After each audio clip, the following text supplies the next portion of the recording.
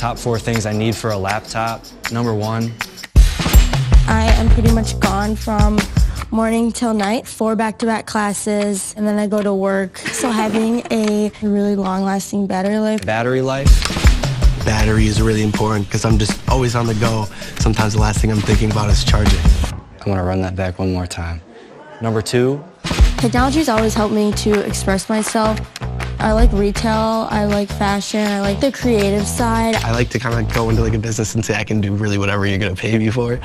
Some laptops, they can't get to the same place as a PC. It's seamless. It's almost like you're playing it on a big gaming computer. Number 3. I really like the AI. AI. Copilot AI feature, that's gotta be my favorite.